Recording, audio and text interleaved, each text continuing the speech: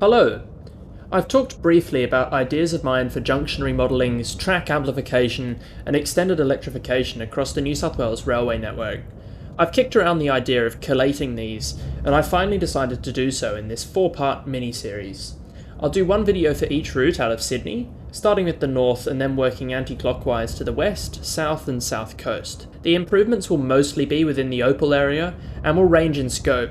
However, I've given consideration to the constructability of all of the component projects, and I genuinely believe that everything I talk about is possible to achieve, just perhaps not all in one go. In this video, I'll talk about the north route out of Sydney, starting at Strathfield and working up through the Central Coast to Newcastle and on to the Hunter Valley. The route is the busiest interurban route in Australia and is severely limited by its lack of capacity. There are some projects which might help alleviate this, such as the Morisset area resignalling. However, there's nothing that I see which would provide any really significant benefit to passengers or freight. A lot of these videos will be track diagrams. I'll always show the current track layout in black, then show what changes I'd make in red. It's obviously not going to be to scale, and for this video, north will mostly be to the right of the screen. All of the aerial imagery is from Google Earth, and any unattributed images and videos are my own. Starting at Strathfield, I changed the track layout to split down T1 and T9 trains, down being away from Sydney, across platform 5 and 6, rerouting all up T9 trains into platform 4. This makes sense as currently there are 2 different platforms for trains to the city and only 1 platform for trains to both Hornsby and Penrith. The lines that T9 trains use, the north suburbans, are grade separated, passing over the up suburban and up and down mains on a flyover. The up and down north mains, however, used by intercity and regional trains and a few peak hour T9 trains, have a flat junction with the up and down mains. I wouldn't grade separate the north mains, however I would tidy up the track layout, moving all up trains onto platform 1 only, and having a higher speed ladder crossover to reach the down north main, increasing the turnout speed from the current X25 to at least X40. With possible cab signalling, the speed could possibly be even higher. The north suburbans would ideally have full cab signalling, see my full ETCS video, and thus the restrictive 35 limit on the up could be increased. By rerouting the down north suburban, the X25 can also be removed entirely. Immediately after leaving the main lines, the down north main will be rerouted to dive underneath the up and down suburbans, possibly extending the flyover slightly to create the space to do this. This would possibly require repositioning the 3 perway sidings, but there's enough existing railway land to do this without it being a major problem. At the moment, the north suburbans merge into the north mains. From here I'll just call them the suburbans and mains, with the down suburban becoming the down relief as far as roads. What I do here is reinstate the up main along its former track bed, then slew the other lines across. This would put the mains on the outside and the suburbans on the inside, creating full quad track. Cab signalling and reviews into overhead wire tensioning could allow trains to run at up to 160 km per hour as far as roads. The 3 perway sidings could be cut from the down suburban and instead tied into the goods triangle loop. Crossovers would be retained to allow access to both the down suburban and down main from the goods loop. The new up main would not require a platform at North Strathfield, as I do not think stopping intercity trains here would be beneficial, even with Metro West, but one could be sited on top of the goods dive. The up main would tie into the goods dive. I would actually remove crossovers just north of Concord West, relocating these closer to roads. Currently, just south of roads, the goods dive diverges from the current up main, and the current down relief ends just north of the station. I would remove all current crossovers and rework Walker Street and the station footbridge to create room for an additional track bed to the west of the station without a platform. I would then slew all of the lines across, once again putting the suburbans in the middle island. I would install new double crossovers at both ends of the station between the suburban lines, with both suburban platforms being bidirectional to allow for terminating trains. I would also have a crossover between the up main and the up suburban, ensuring all lines south of the river can reach all other lines and the perway sidings at Strathfield. Crossing the Parramatta River would require laying 2 additional lines to the west of the current 2, space for which appears to be available on the bridge approach. The current bridge, whilst only having a deck large enough for 2 tracks, has abutments and piers large enough for 4, so the only work here would be fitting this new double-track deck. Meadowbank would require more work. A new footbridge would need to be constructed to allow for 2 new track beds on either side of the current station. Another slew would realign the 4 tracks off the bridge with the 4 tracks through the station. Looking at West Ryde, it appears easiest to slot an additional track on the eastern side, thus there'll be another slew to accommodate this, with suburban trains running off platforms 1 and 2. Just as at Rhodes and Meadowbank, I do not propose additional platforms here. One final slew would align all 4 station lines to the existing quad-track section to Epping. The works here would eliminate the current X25 for all up trains off platform 2, and the X50 for down trains entering the current down suburban, future down main, with these lines all being increased to at least 80 throughout. The next big problem is Epping. I can't see any easy way to accommodate quad-track here without effectively rebuilding the station.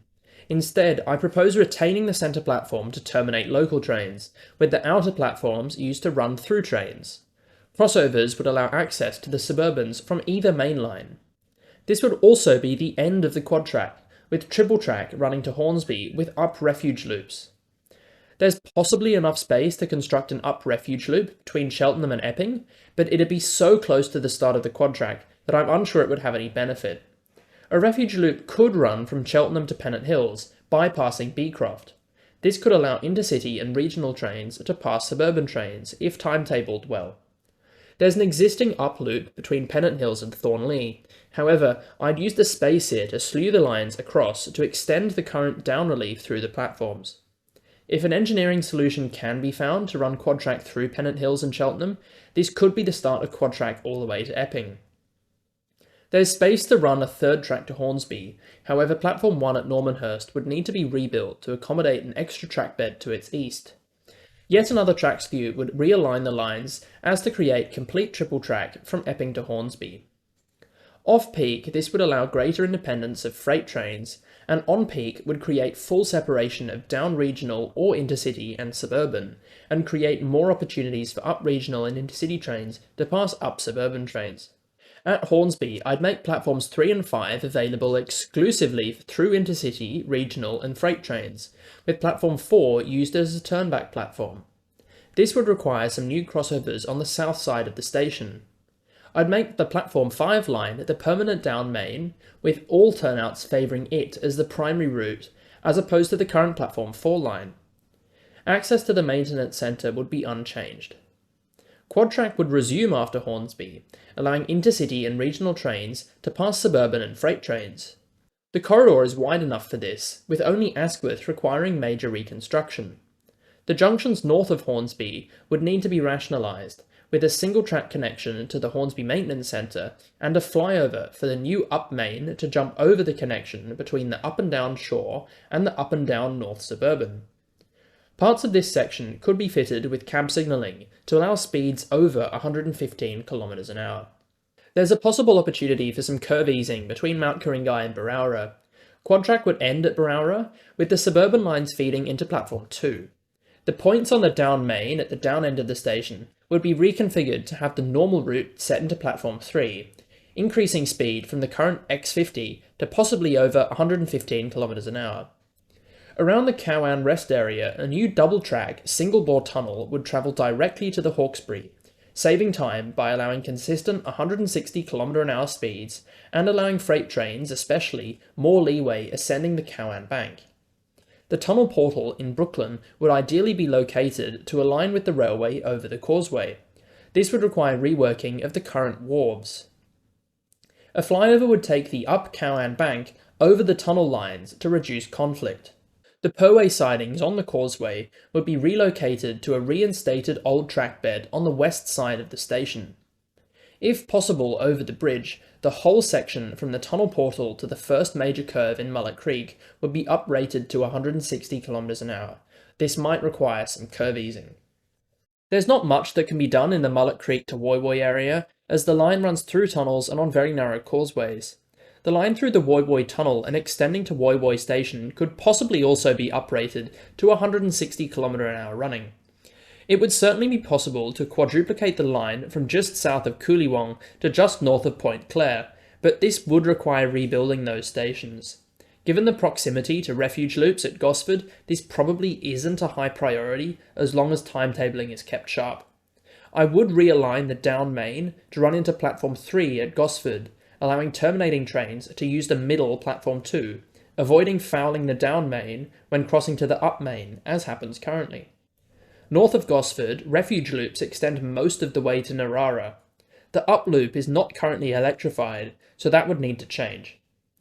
Moving the platforms further apart at Berowra might allow the quad track to run such that the mains remain in the middle, with the locals on the outside. As such, there should be a new high-speed crossover from the current down refuge to the current down main to allow expresses to pass unimpeded. From a cursory inspection, Niagara Park wouldn't appear to need much work, if any, to allow quad track, only 2 new platforms on the side to service the local lines. Lisarow and Ourimbah would be more difficult, so I propose returning to double track at Lisarow and resuming quad after Ourimbah. This section in the centre of the Central Coast is nice and fast, and with appropriate cab signalling, curve easing and overhead tensioning could allow speeds of 160 km an hour. The junctions into Kangiangi Maintenance Centre would need to be reconfigured, with ideally X70 ladder crossovers connecting to all 4 lines. Tuggerah Station has recently been rebuilt, with seemingly no provision for quadruplication, even though it's previously proposed. This is a bit frustrating, as the rest of the corridor through here is ripe for quadruplication. It might be possible to build bypass lines on viaducts on either side of the station, but at that expense, it might be cheaper to demolish the recently rebuilt station and start again. Rebuilding again would have the benefit of providing platforms for fast trains to stop at. This wouldn't be possible with the viaduct option. At Wyong, a 4th platform could be constructed to the east of the current station, taking space out of the current car park. On top of a new quad-track bridge over the Wyong River, this would allow quad-track through Wyong. A similar arrangement to roads could be provided with double crossovers on the centre local lines to allow terminating in either middle platform. Connections between the main and locals in both directions could be provided for flexibility. A 160 km an hour quad track could easily run as far as Morisset, with some curve easing on the northern section. Morisset would require major alterations to accept quad track. Potentially a similar viaduct idea could be used as at Tuggerah, but this would mean either removing Morisset as a stop for express trains, or providing turnouts for them to join the local lines to stop. Quad track could easily extend to Dora Creek, with some slower speeds, but actually extending it over the creek would require a new bridge, possible relocation of the road bridge, and possible reconstruction of the station. This area is somewhat flood prone, however, so elevating this section might be valuable from a flood mitigation standpoint, as well as a capacity improvement. If this happened, a rebuilt Dora Creek station would ideally have a central island platform and no platforms on the outer main lines. After Dora Creek, near Araring, quad track could be built easily with some curve easing to allow faster speeds. However, 160 km an hour would be difficult to maintain. The junction to the balloon loop at Araring would need to be replaced with a set of ladders. Depending on the frequency of coal trains, a flyover may be necessary. It might be possible to realign the railway to run along a transmission corridor to Awaba, allowing 160 km an hour speeds. It would need to be widened, however, and the final connection at the north end made as a new cut. Awaba station would also need to be rebuilt to align with the new route. Beyond Awaba, some bridges may need to be rebuilt to allow quadruplication, however some curve easing could deliver 160 km an hour line speeds. There is another existing cut near Fassifern that could possibly be used to straighten the railway, which again would require resiting the station, the new one having 4 platforms. The colliery here would again need ladder tracks to reach all 4 lines in both directions. These could be delivered as part of a broader junction, allowing passenger trains to switch between fast and slow lines, as well as allowing freight trains to travel up the Lower Hunter Freight Corridor, a separate proposed project removing most freight trains from the Newcastle to Fassifern section of the Short North. The up main would jump over the slow lines on a flyover to put both fast lines and the freight line on the western side of the slow lines. To remove the dogleg through Burrigal, the main lines could once again use an existing cut, that would require earthworks, providing a 160km/h line into Awaba. Awaba would be rebuilt to shift the platforms to the south, leaving the two main lines to the west of the locals. The colliery would only connect to the main lines here, and the line through Cockle Creek, like at Dora Creek, would be elevated, as this section is very prone to flooding. Cockle Creek would be rebuilt as an island on the local lines only. Sulphide Junction would be rationalised, with some electric storage sidings on the upside of the local lines. Cardiff workshops would be connected to the mains and locals via a set of ladders. The current storage roads on the south side would be disconnected and the land could be disposed of. Additionally, the proposed Glendale station could be constructed, with island platforms on both the mains and locals, to form part of the proposed Lake Macquarie interchange. A new bridge over both Winding Creek and Macquarie Road would accommodate quadruplication, again on the west side. The line starts to wind again here, but being confined by housing, there isn't much scope to curve ease. The line through Cardiff is very constrained, although it might be possible to quad-track through here if the mains do not have platforms. Frequent buses could run to Glendale station instead, where all trains will stop. A flyover on the Sydney side of Cardiff would return the up main to the upside of the corridor to squeeze through the cutting at Cardiff. High-speed crossovers could allow trains to swap for flexibility. The Tickhole tunnels present a challenge for quad-track. The easiest option would probably be to temporarily close one tunnel, using the other in both directions, until the closed tunnel is widened for double track, then widening the second tunnel as well. There is some scope for curve easing here, however maintaining 160km/h is unlikely. A new bridge over Northcote Drive would be the only challenge as far as Adamstown. At Adamstown, the car park would have to be commandeered by the up main, and the footbridge extended over it, with the down main squeezing through the gap behind Platform 2 and the fence. With hopefully most freight trains using the Lower Hunter Freight bypass, freight traffic through Broadmeadow Yard would be reduced. Thus a simple set of ladders would be sufficient to allow trains to enter the yard. Instead of using the down through Yard Road, freight trains and regional trains would use the new up and down main north lines running along the western side of the current lines. Space for this would be taken from the yard, however this can be compensated by returning the down through to a storage road. It's also possible, given the yard's low utilisation nowadays, to just take the lines out without replacement. These mains would run into Platform 3 and a new Platform 4 at Broadmeadow, built in the current site of the Western car park. A new set of ladders would be the final opportunity for electric trains and rail cars leaving Broadmeadow Yard to reach Newcastle interchange. I don't really think any changes in the Newcastle area would be of much value, besides perhaps ETCS Level 2 cab signalling for high capacity. We now leave the Sydney Trains network and enter the ARTC Hunter Valley Heavy Haul network. That'd be my first structural change, transferring the current main lines as far as Talara to the Sydney Trains network and electrifying them. 4-car single-deck electric trains could provide an all-week, half-hourly service to Newcastle. The coal lines would remain under ARTC control. This line is already very straight, and minor curve easing could allow trains to travel at 160km/h. Electrification could be designed from the beginning to support 160km/h running, and full supervision ETCS could also provide cab signalling to allow this. Areas around Hexham could be raised on viaducts to prevent flooding. Other than these changes, the Hunter Valley is pretty much set. Some junctions may need to be either booked out or some other special arrangement made to prevent signallers accidentally signalling trains onto the adjacent other network. Altogether, these changes would make the express route shorter, faster and more reliable, saving potentially between half an hour and an hour between Sydney and Newcastle, and allowing these trains to run at potentially up to 4 trains an hour, or every 15 minutes. It would also provide significant benefit to the Hunter line, with time savings and more capacity.